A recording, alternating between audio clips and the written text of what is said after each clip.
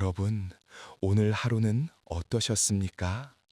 혹시 지금 이 순간 곤히 잠든 아이의 얼굴을 내려다보며 가슴을 치고 계시지는 않습니까? 낮에 아이에게 쏟아부었던 그 날선 말들이 밤이 되니 화살이 되어 여러분의 가슴으로 되돌아와 박혔을 것입니다. 내가 왜 그랬을까? 조금만 참을 걸. 나는 정말 자격 없는 부모인가? 라는 자책이 꼬리에 꼬리를 물고 이어지는 밤입니다.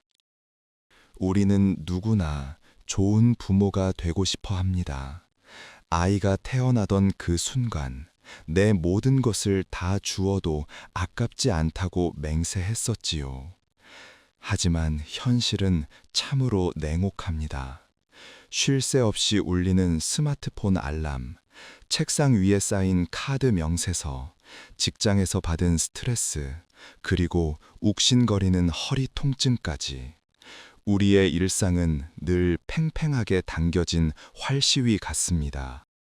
그런 상태에서 아이가 물컵을 엎지르거나 밥을 안 먹겠다고 투정을 부리면 그 순간 이성의 끈이 툭 하고 끊어지고 맙니다. 그리고는 마치 댐이 무너지듯 걷잡을 수 없는 화가 쏟아져 나오지요. 하지만 여러분, 여기서 잠시 눈물을 닦고 냉철하게 분석해 봅시다. 우리는 흔히 아이가 말을 안 들어서 화가 났다고 말합니다. 아이의 행동이 원인이고 나의 화가 결과라고 생각하는 것이지요. 정말 그럴까요? 이 인과관계가 논리적으로 타당한지 따져봐야 합니다. 만약 오늘 아침에 여러분이 로또 1등에 당첨되었다고 가정해 봅시다. 통장에 수십억 원이 들어온 것을 확인한 직후입니다. 그런데 그때 아이가 실수로 우유를 바닥에 쏟았습니다. 과연 그때도 평소처럼 소리를 지르고 등짝을 때렸을까요? 아마 아닐 겁니다. 아이고, 우리 강아지, 괜찮니? 엄마가 닦으면 되지라며 너그럽게 웃어넘겼을 것입니다. 상황은 똑같습니다. 아이는 우유를 쏟았습니다.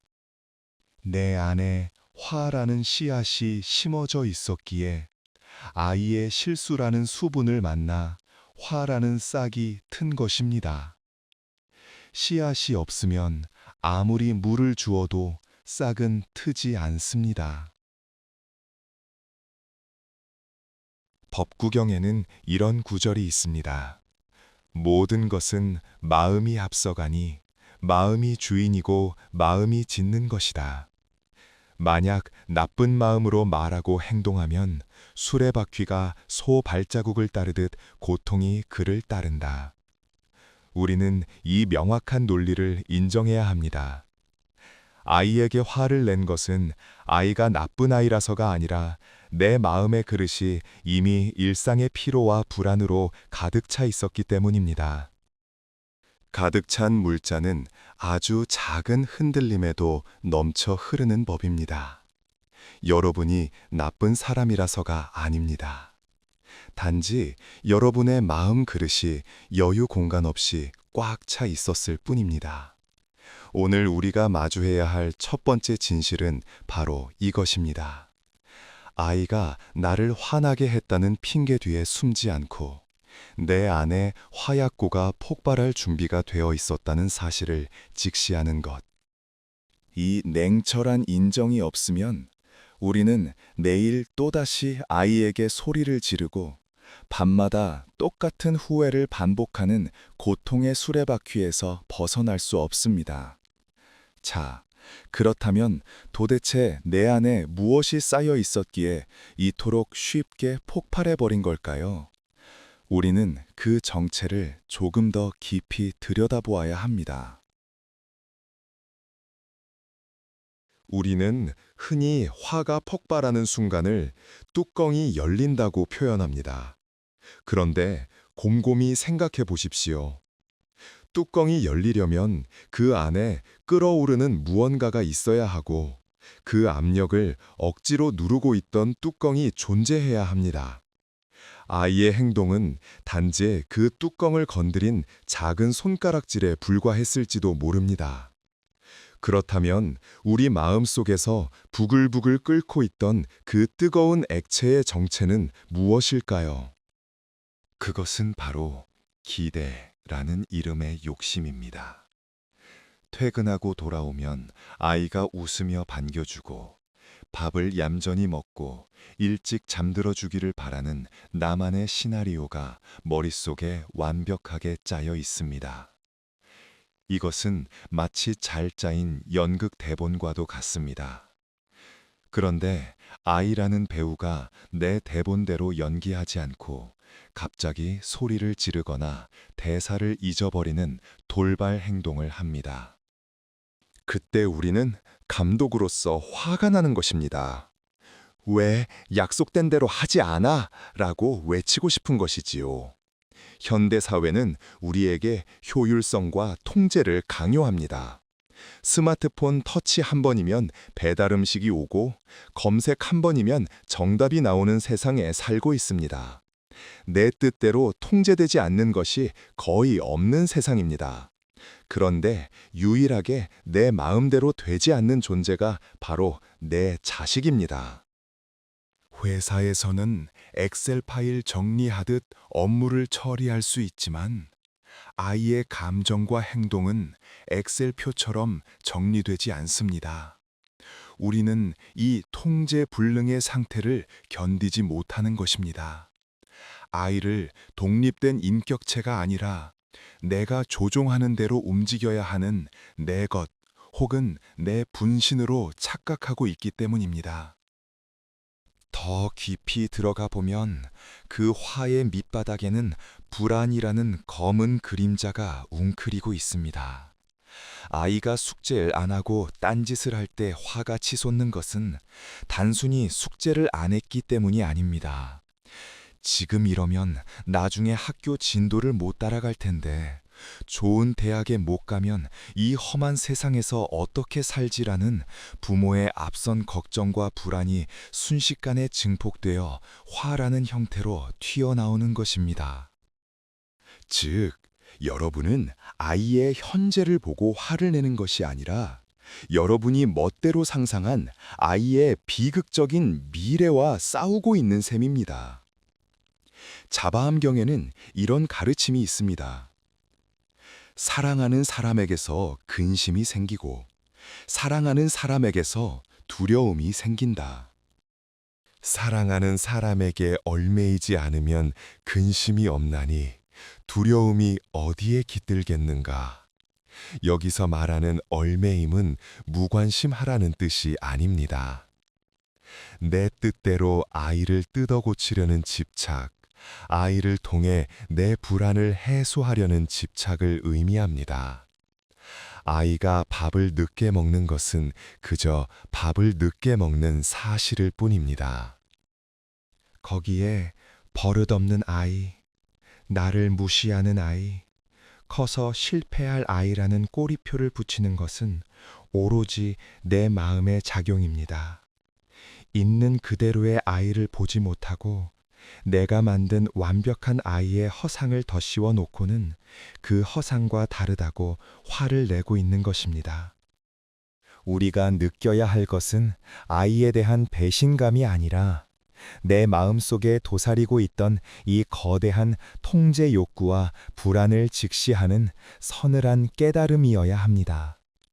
아이는 나를 화나게 하기 위해 태어난 존재가 아닙니다. 그저 자기만의 속도로 자라고 있는 한 생명일 뿐인데 나의 조급함이 그 속도를 죄악으로 규장해 버린 것은 아닌지 그 뜨거운 속내를 들여다 보아야 합니다. 우리는 참으로 이상한 모순 속에서 살아갑니다.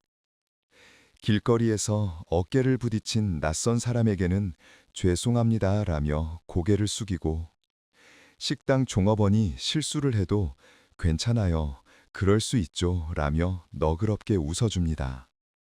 그런데 세상에서 가장 사랑한다고 자부하는 내 아이에게는 그 최소한의 예의조차 지키지 못할 때가 많습니다. 남에게는 절대 하지 않을 표정과 말투로 아이의 마음에 생채기를 냅니다. 왜 우리는 가장 소중한 존재에게 가장 함부로 대하게 되는 걸까요? 그것은 우리가 거리 두기에 실패했기 때문입니다. 인간관계에는 적당한 거리가 필요합니다. 너무 가까우면 서로의 가시에 찔리기 마련이지요. 우리는 아이를 나와 한 몸이라고 착각합니다. 내 뱃속으로 나았으니, 내 피를 이어받았으니 너는 곧 나라고 생각하는 무의식이 깊게 깔려 있습니다. 나와 타인 사이에 존재해야 할 존중의 완충지대가 사라진 것입니다. 그래서 내 기분이 나쁘면 아이에게도 그 감정을 여과 없이 쏟아붓고, 아이가 내 뜻대로 움직이지 않으면 마치 내 팔다리가 말을 안 듣는 것처럼 답답해하며 화를 냅니다. 잠시 상상을 해봅시다. 만약 옆집 아이가 우리 집에 놀러 왔다고 칩시다. 그 아이가 거실에서 뛰다가 화분을 깨뜨렸습니다. 여러분은 어떻게 반응하시겠습니까? 아마 놀란 아이를 먼저 달래며 다치지 않았니? 화분은 치우면 된단다 라고 말할 것입니다. 속에선 조금 속상할지언정 얼굴을 붉히며 소리를 지르지는 않겠지요. 내 아이에게 화가 치밀어 오를 때 이 옆집 아이 테스트를 떠올려 보십시오. 대상이 바뀌었을 뿐인데 화의 크기가 달라진다면 그것은 아이의 잘못 때문이 아니라 내가 아이를 소유물로 여기는 집착 때문임을 인정해야 합니다. 초기 불교 경전인 수타니 파타에는 자비경이라 불리는 아름다운 가르침이 있습니다.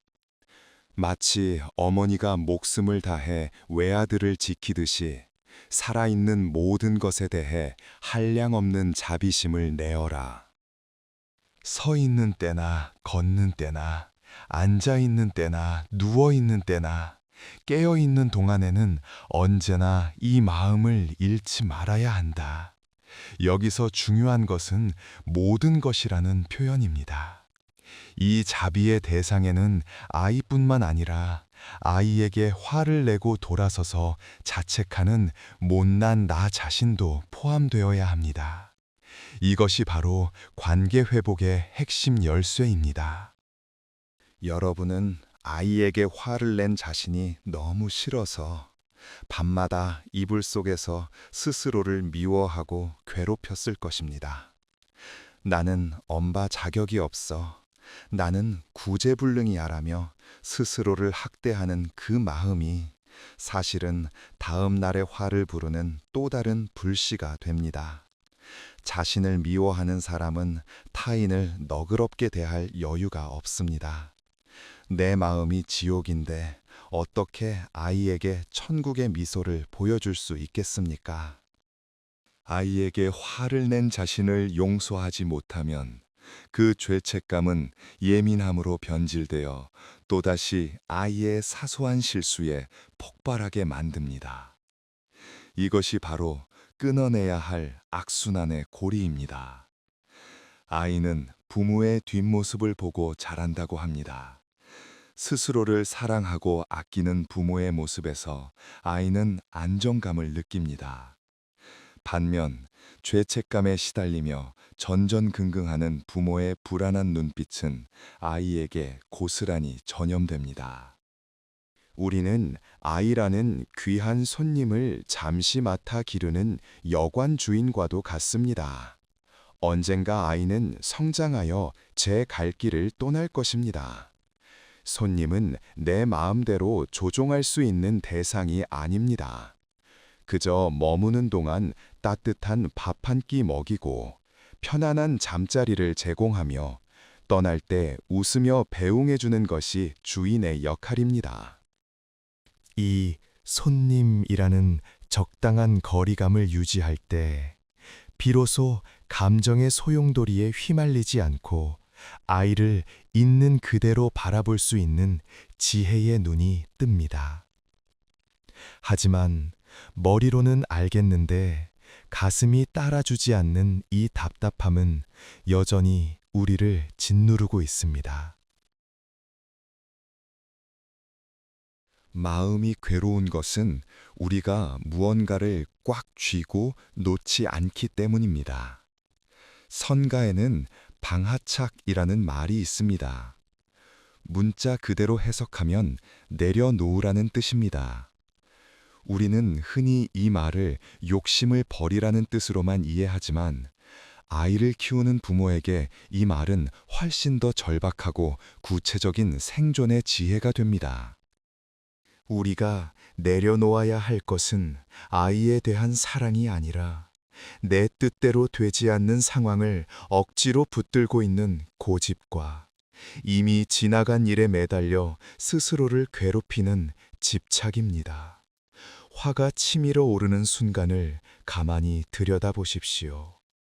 그것은 마치 누군가에게 던지기 위해 뜨겁게 달궈진 숯불을 맨손으로 꽉 쥐고 있는 것과 같습니다.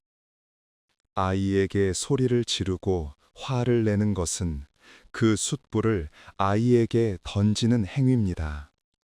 하지만 그 숯불을 던지기도 전에 이미 내 손바닥이 먼저 타들어가고 있습니다. 아이에게 상처를 주었다는 사실 이전에 화를 내는 그 순간 여러분의 심장이 가장 먼저 뛰고 여러분의 혈압이 가장 먼저 오르며 여러분의 영혼이 가장 먼저 그을립니다. 화는 타인을 태우기 전에 나를 먼저 태우는 불길입니다. 거실 벽지에 아이가 크레파스로 낙서를 했다고 가정해 봅시다. 하얗고 깨끗했던 실크 벽지에 알록달록한 낙서가 가득합니다. 그 순간 머릿속에는 저게 얼마짜리인데 하지 말라고 몇 번을 말했어 라는 생각이 스치며 화가 폭발합니다. 여기서 우리를 화나게 한 것은 낙서라는 사실일까요? 아니면 벽지는 깨끗해야 한다는 나의 생각일까요? 만약 그 집이 곧 허물어질 낡은 집이거나 도배를 새로 하기로 예정된 날이었다면 어땠을까요? 아마 우리 아이가 그림 솜씨가 좋네. 마지막으로 실컷 그려라 하며 웃어 넘겼을 것입니다. 낙서는 그대로인데 내 마음속에 깨끗한 벽에 대한 집착이 사라지니 화도 연기처럼 사라집니다. 결국 나를 고통스럽게 만든 것은 아이의 손이 아니라 내 머릿속에 박혀있는 당이라는 못입니다. 아이 방은 깨끗해야 해. 밥은 제 시간에 먹어야 해.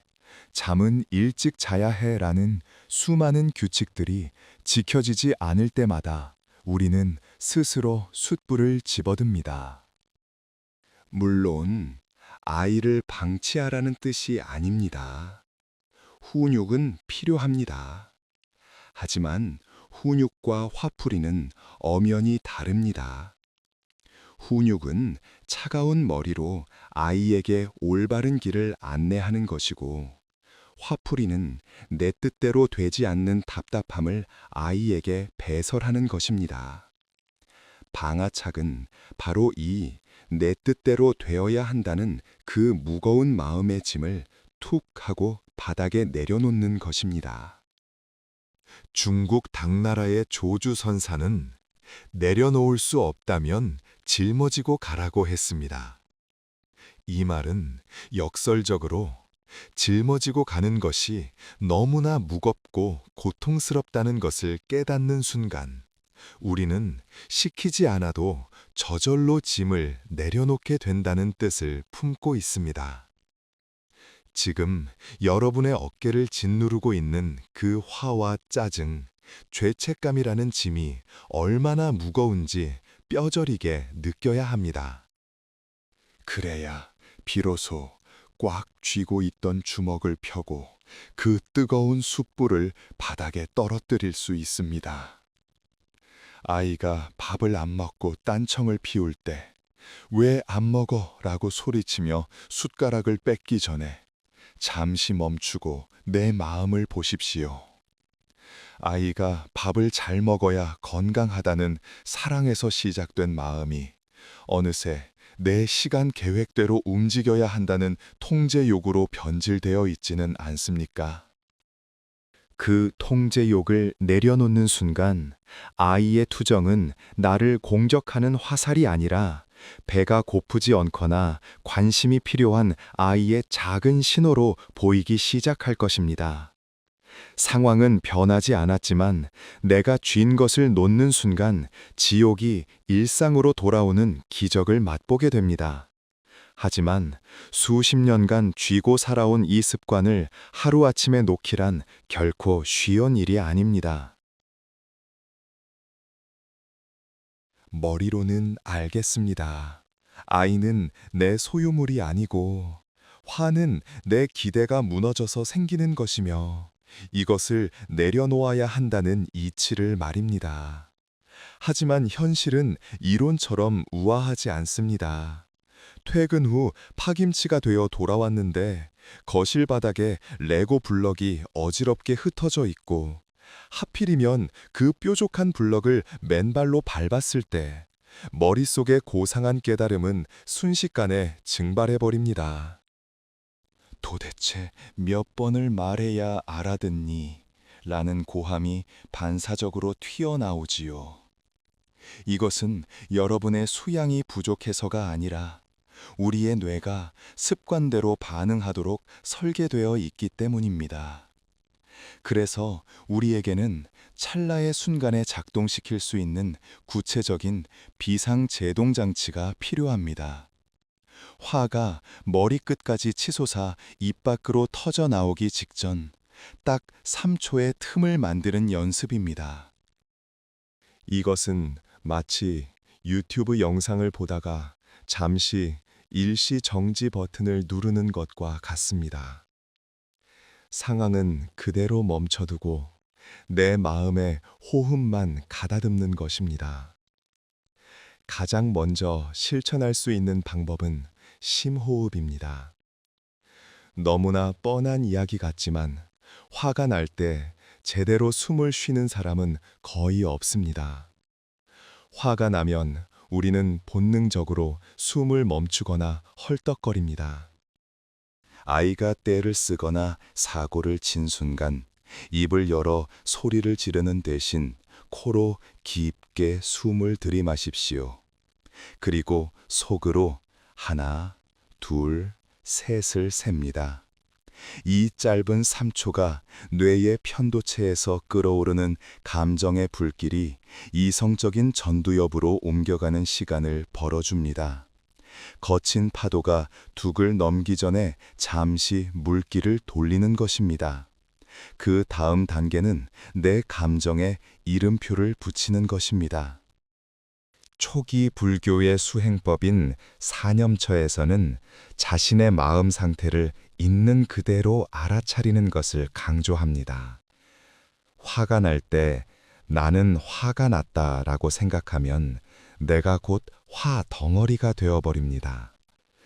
대신 내 마음속에 화라는 손님이 찾아왔구나 라고 객관화해서 바라보십시오.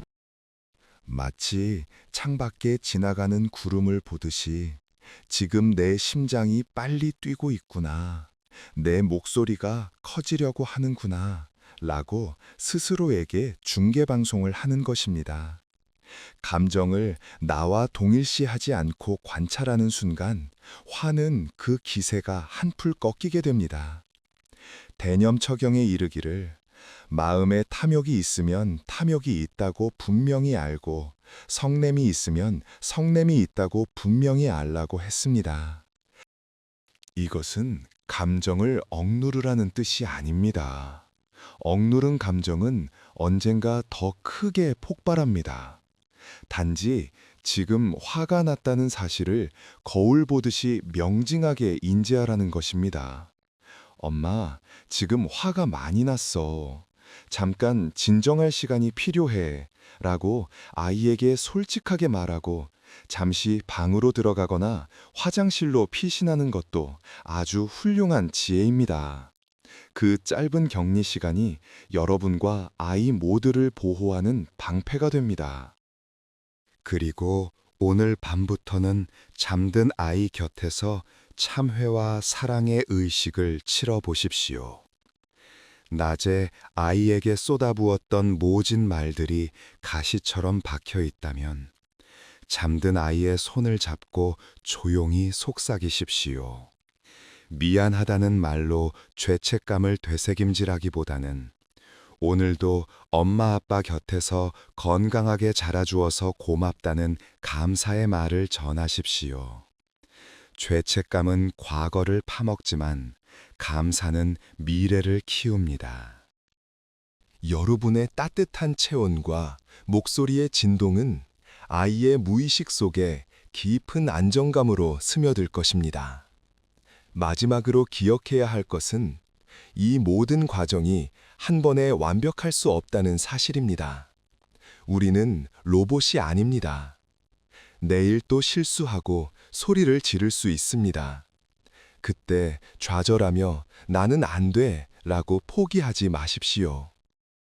어제는 3초를 못 참았지만 오늘은 1초라도 멈칫했으니 발전했다라고 스스로를 다독여야 합니다.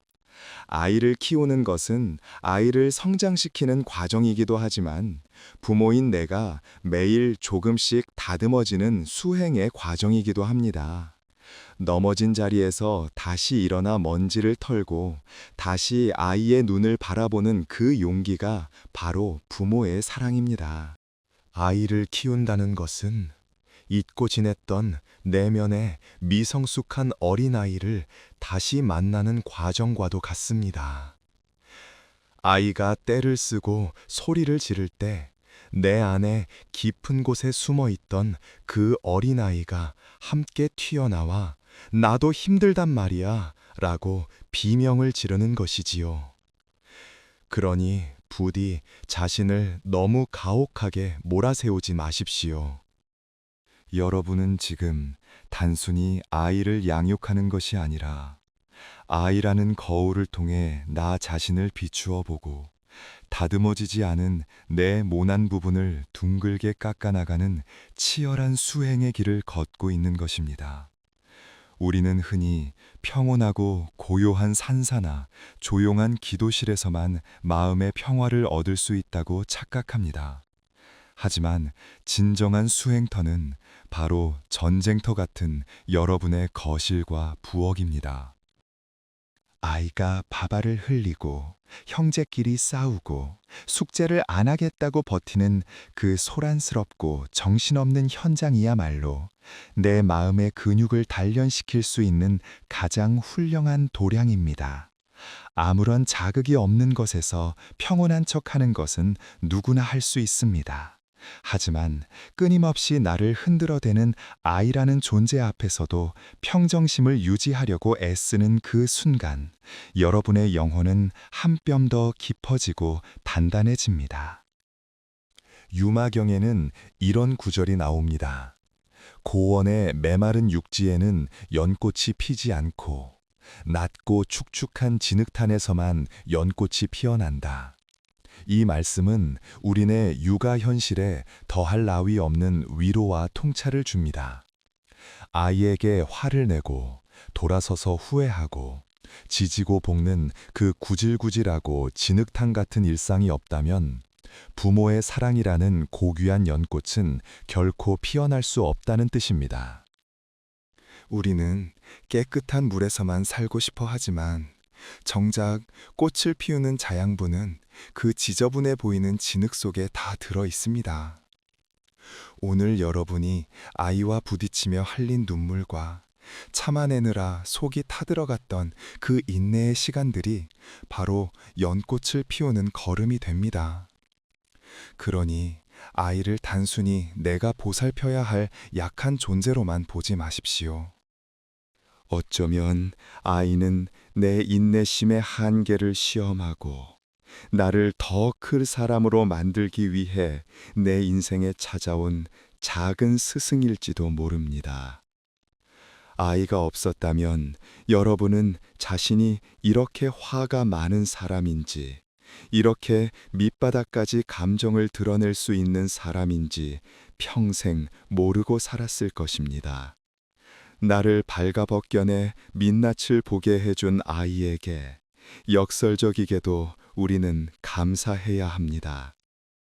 그 깨달음이 있기에 우리는 어제보다 조금 더 나은 사람이 되려고 노력하게 되니까요.